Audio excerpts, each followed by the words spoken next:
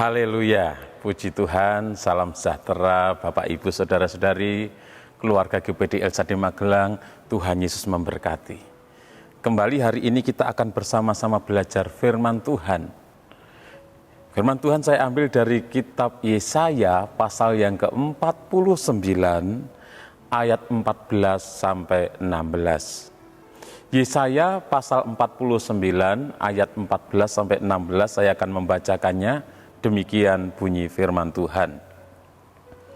Sion berkata, Tuhan telah meninggalkan aku, dan Tuhanku telah melupakan aku. Dapatkah seorang perempuan melupakan bayinya, sehingga ia tidak menyayangi anak dari kandungannya? Sekalipun dia melupakannya, aku tidak akan melupakan engkau.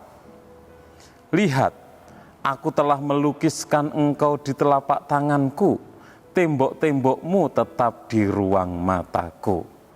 Puji Tuhan, Bapak Ibu Saudara-saudari yang dikasihi oleh Tuhan, di dalam Yesaya pasal 49, ayat-ayat yang kita baca ini, ayat 14 sampai 16, menceritakan tentang penderitaan umat Tuhan Israel pada masa-masa pembuangan di Babil, di mana umat Israel mereka mengalami masa-masa yang sulit di dalam pembuangan. Mereka mengalami penderitaan, mereka mengalami sesuatu beban di dalam kehidupannya. Karena mereka ada di negeri asing, mereka ditindas, mereka disuruh bekerja, dan lain sebagainya. Di tengah-tengah berbagai tantangan, pergumulan, penindasan yang dihadapi oleh umat Tuhan Israel, mereka merasa bahwa Tuhan telah melupakan mereka. Mereka merasa bahwa Tuhan telah meninggalkan mereka. Sehingga di dalam ayat 14 dikatakan, Sion berkata, Tuhan telah meninggalkan aku, dan Tuhanku telah melupakan aku. Di pembuangan, dalam masa-masa yang sukar, mereka merasa sepertinya Tuhan sudah meninggalkan mereka. Sehingga mereka berkata, Tuhan sudah melupakan kami. Tuhan sudah meninggalkan kami. Tuhan memang telah membawa mereka, Israel, ke pembuangan selama 70 tahun. Tuhan menghukum umatnya Israel dibuang ke Babil selama 70 tahun. Itu semua Tuhan lakukan karena pemberontakan Israel, pemberontakan umatnya. Tuhan lakukan karena ketidaksetiaan umatnya kepada Tuhan. Namun dengan Tuhan membuang umatnya di negeri yang asing, di Babil, apakah benar Tuhan melupakan umatnya? Apakah benar Tuhan meninggalkan umatnya? Apakah Tuhan tidak mendengarkan suara penderitaan mereka? Tuhan tidak mendengarkan seruan doa-doa mereka? Inilah jawaban Tuhan, bahwa Tuhan tidak pernah melupakan umatnya. Tuhan tidak akan pernah melupakan umatnya. Di dalam ayat yang ke-15 dikatakan, dapatkah seorang perempuan melupakan bayinya sehingga ia tidak menyayangi anak dari kandungannya? Sekalipun dia melupakannya, aku tidak akan melupakan engkau.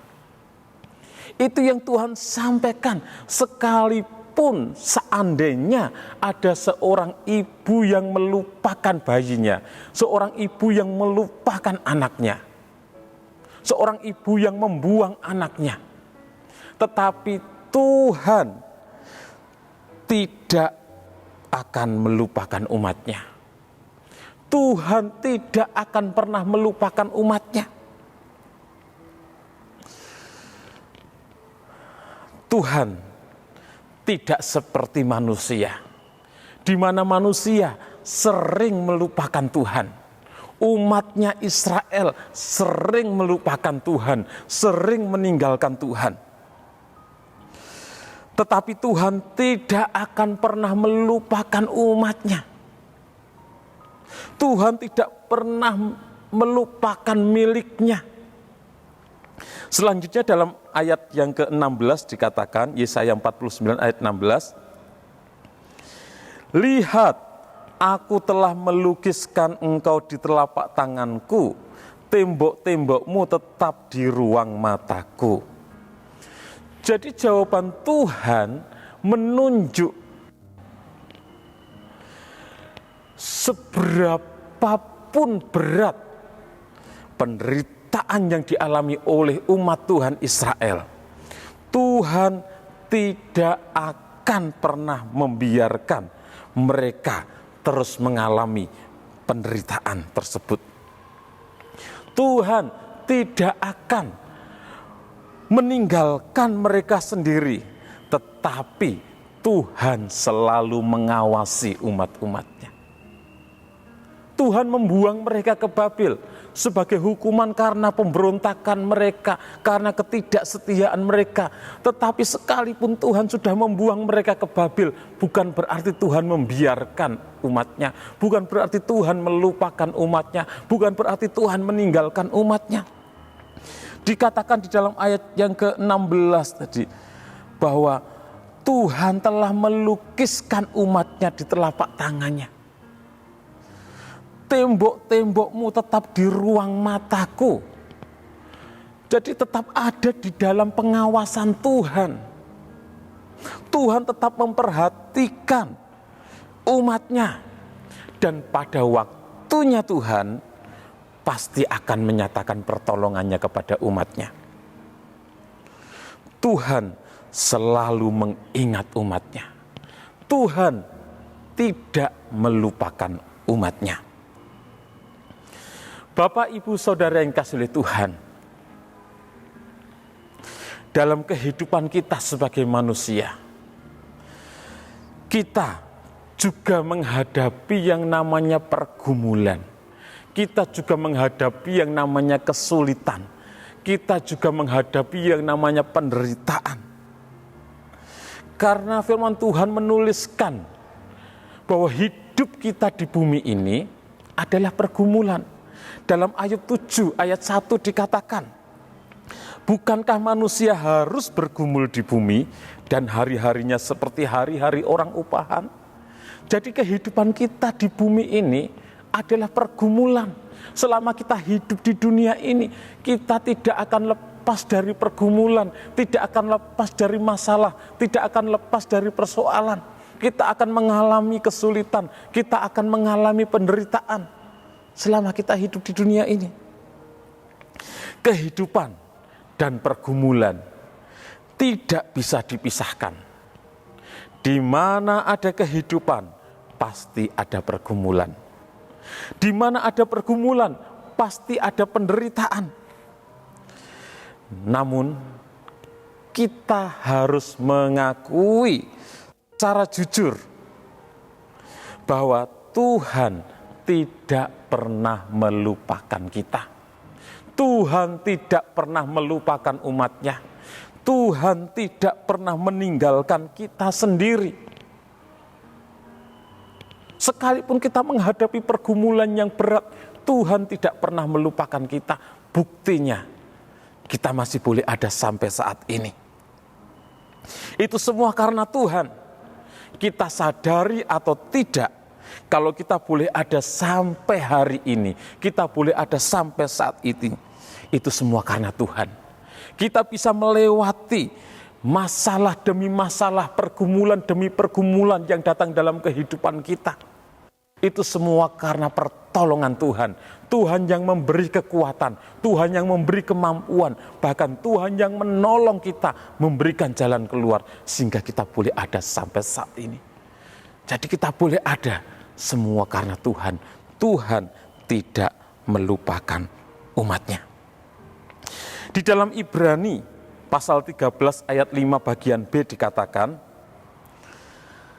karena Allah telah berfirman, aku sekali-kali tidak akan membiarkan engkau, dan aku sekali-kali tidak akan meninggalkan engkau.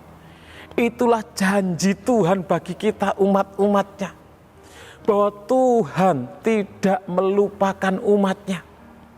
Tuhan tidak membiarkan kita umat-umatnya.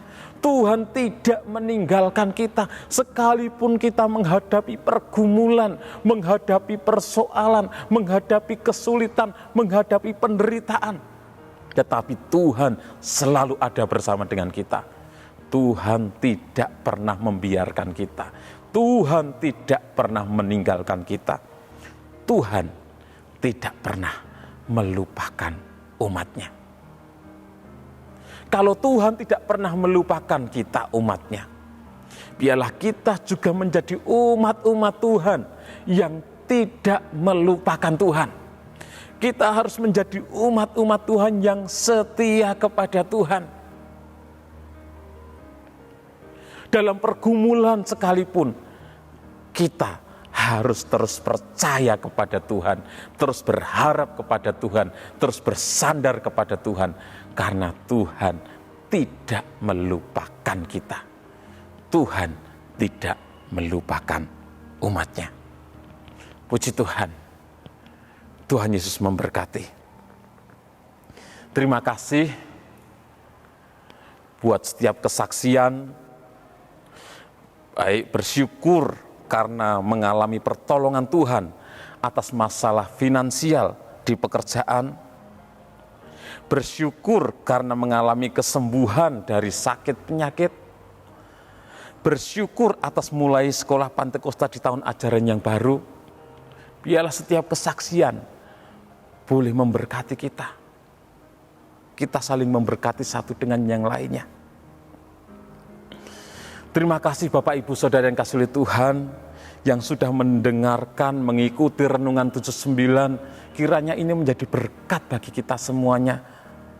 Bagi Bapak Ibu Saudara yang ingin didoakan dengan pokok doa tertentu, dan juga bagi Bapak Ibu Saudara yang ingin menyampaikan kesaksian, baik kesaksian pertolongan Tuhan, kesembuhan yang Tuhan lakukan, pemulihan yang Tuhan kerjakan, Bapak Ibu Saudara bisa menyalurkan melalui chat WhatsApp di nomor 0813 2742 0088. Tuhan Yesus memberkati kita semuanya. Mari kita berdoa. Kami bersyukur Tuhan buat kasih dan kesetiaan-Mu. Kami bersyukur punya Allah seperti Engkau. Allah yang tidak pernah melupakan kami umat-umat-Mu. Sekalipun kami menghadapi pergumulan, menghadapi kesulitan, menghadapi beban berat Tuhan, Engkau tidak pernah melupakan kami. Engkau selalu ada bersama dengan kami. Engkau tidak pernah meninggalkan kami, tidak pernah membiarkan kami. Kalau kami boleh ada sampai saat ini, itu semua karena Engkau Tuhan. Engkau yang memberi kekuatan kepada kami. Engkau yang menolong kami, sehingga kami boleh ada sampai hari ini. Berdoa buat setiap umat-umat-Mu yang menghadapi pergumulan, persoalan, kesulitan, penderitaan, dan lain sebagainya. Kami percaya bahwa Engkau tidak melupakan mereka. Engkau ada bersama dengan mereka untuk memberi kekuatan, penghiburan, bahkan pertolongan bagi kami, umat-umat-Mu. Terima kasih Tuhan. Ini menjadi doa kami. Janganlah sekali-kali mencabut firman kebenaran dari mulut kami, keluarga GPD El Shaddai Magelang. Sebab kami berharap kepada hukum-hukum-Mu Kami hendak berpegang pada Taurat-Mu senantiasa untuk seterusnya dan selamanya. Dalam nama Tuhan Yesus Kristus kami berdoa bersyukur. Haleluya. Amin.